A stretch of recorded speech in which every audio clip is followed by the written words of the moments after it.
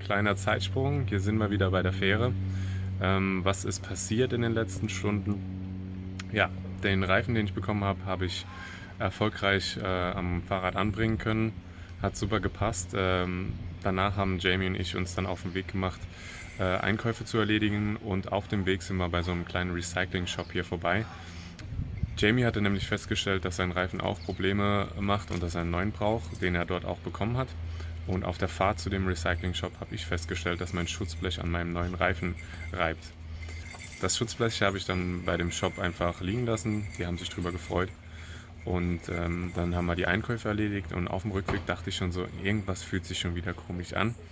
Und ja, das Schutzblech hat mir ein kleines Geschenk hinterlassen. Ich dachte eigentlich, dass die Stelle, an der es am Reifen gerieben hat, eher der obere Teil vom Reifen wäre, und dachte mir so, oh Mensch, dann geht vielleicht ein bisschen Profil verloren, aber sollte schon okay sein. Aber nein, das Schutzblech hat an der Seite vom Reifen gerieben, und das Ganze ist jetzt schon etwas porös, und der Schlauch drückt sich schon wieder durch, und es ärgert mich einfach tierisch. Es tut mir auch so leid, weil ja, Matthew hat mir den Reifen geschenkt, und ich bringe das Kunststück fertig, den Reifen innerhalb von ja, ein paar Minuten zu zerstören. Ist sehr ärgerlich, aber aus den Fehlern lernt man.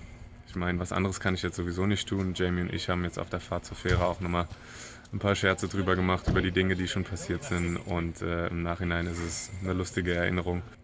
Wir machen uns jetzt auf den Weg nach Main Island, wo wir einfach nur einen Zeltplatz finden wollen, und morgen geht es dann schon relativ früh nach Nanaimo, und in Nanaimo werden wir dann auch endlich wieder die Möglichkeit haben, uns mit etwas neuem Equipment auszustatten, das heißt, die Reifen dann auch zu wechseln, und dann hoffen wir mal, dass die Räder danach nicht mehr so viele Probleme machen. Kleines Update noch zu meinem Blutzucker, der hat sich heute sehr, sehr komisch verhalten, beziehungsweise bin ich mir nicht mehr sicher, ob der Sensor richtig funktioniert. Der hat mir Werte angezeigt unter 50, beziehungsweise hat mir LO angezeigt. Habe dann aber mit meinem normalen Blutzuckermessgerät mal gegengemessen, und da lag er immer bei 90 oder bei 80, niedrig, aber immer noch okay. Und ich muss auch sagen, ich hatte das gar nicht gespürt, dass ich so niedrig bin. Normalerweise spüre ich es, wenn ich dann bei 50 oder 60 wäre. Mal schauen, inwiefern sich das von selbst erledigt oder ob ich den Sensor vielleicht schon früher als gedacht abnehmen muss.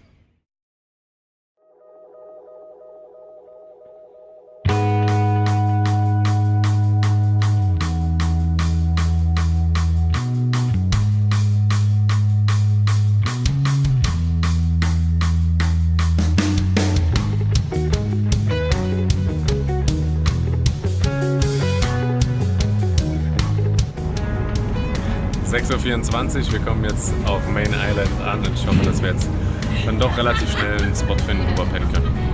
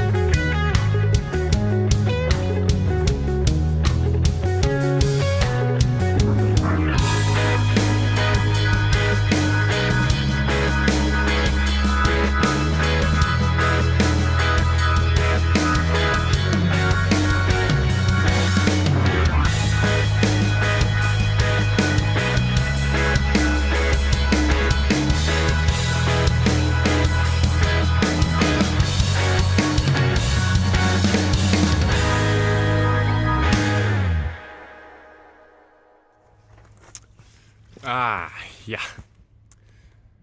So, da sind wir nun angekommen. Auf Main Island gibt es nur einen Camping-Spot. Ja, wir müssen heute Nacht bezahlen, $15 für jeden.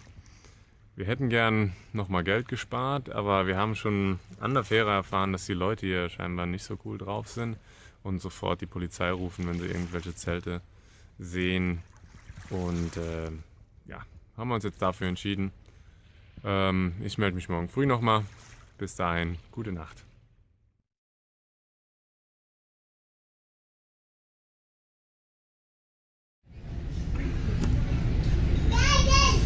Gestern Abend war mein Blutzucker sehr, sehr unregelmäßig, auch über die Nacht. Vom Schlafengehen musste ich noch die restlichen Traubenzucker, die ich hatte, essen. Obwohl ich Insulin reduziert hatte. Das gleiche Spiel fand dann heute Morgen statt, nur in etwas extremerer Form. Ich hatte mein Insulin ich glaube, mehr als die Hälfte, also normalerweise 6 Einheiten, heute Morgen 2 Einheiten gespritzt, reduziert. Nach einem kurzen Anstieg ist dann mein Blutzucker sehr, sehr stark gefallen auf 87 und wir hatten einfach nichts mehr zum Essen da, also kein Traubenzucker, keine anderen Kohlenhydrate und mussten uns auf den Weg zur Fähre machen, die nicht besonders weit weg war, aber mit einem Wert von 87 eine Fahrradtour anzutreten, auch wenn sie nur ganz kurz ist definitiv sehr, sehr unvorteilhaft und sollte man eigentlich nicht machen. Dementsprechend kamen dann auch einige negative Gedanken auf, hatte ein bisschen Angst, dass irgendwas passiert, dass ich irgendwie im schlimmsten Fall sogar umkippe. Und dann sind wir an der Fähre angekommen, dann hat mich mein Sensor schon für tot erklärt, jetzt mal ganz extrem gesagt. Also hat mir eine LO-Meldung angezeigt, also dass der Blutzucker ganz, ganz niedrig ist. Habe es dann mit meinem anderen Gerät gegengemessen, das hat mir dann einen besseren Wert angezeigt, aber dann habe ich jemanden gefragt vor Ort, der auch auf die Fähre gewartet hat, ob er denn was Süßes hat. Der hat mir dann so Zucker, den man eigentlich in Kaffee mischt, so 2 kleine Päckchen, konnte der mir geben. War ich sehr dankbar für. Und dann kam ein anderes Auto, die haben mir dann auch noch Schokolade und Joghurt geben können und dann ging es auch besser. Aber dieser Moment, in dem man dann halt einfach so hilflos ist und eigentlich will man nur eigentlich will man nur mit dem Fahrrad zu einer Fähre fahren und muss Angst haben, dass jetzt irgendwas auf dem Weg passiert, war einfach super scheiße. Jetzt geht es mir nochmal besser, aber es war einfach extrem unangenehm und jetzt geht's nach Nanaimo und ich melde mich dann in der nächsten Folge wieder. Also macht's gut. Vielen Dank fürs Zuschauen und bis dann.